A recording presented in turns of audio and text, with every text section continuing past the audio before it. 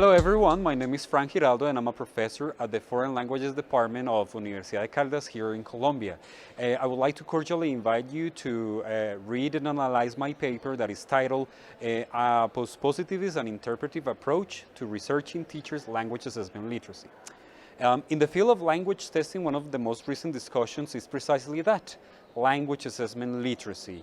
Researchers have focused their interests in understanding and describing what LAL means. That means drawing the construct and the shape of this construct, and also on how much language assessment literacy people have.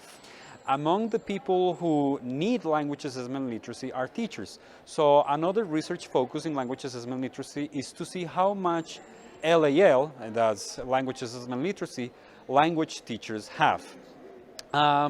In my paper, I cover how researchers have primarily used quantitative methods to research the concept of language assessment literacy. And I say that these methods have been useful in describing the construct, but I also point to their limitations. And that's because the central argument in my paper is that we need to expand the research agenda, the research methodology, and the research philosophy when it comes to understanding the LAL of language teachers. And this is because language teachers are, even on an everyday basis, engaged in language assessment. It's important that we need to understand what LAL means for these stakeholders in the LAL puzzle.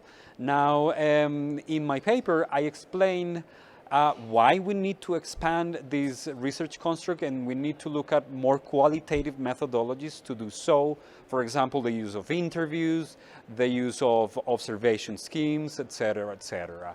Also, I think we need to look at how language teachers deal with general assessment policies and guidelines and principles for doing language assessment, the issues that they have to encounter on an everyday basis when they do language assessment.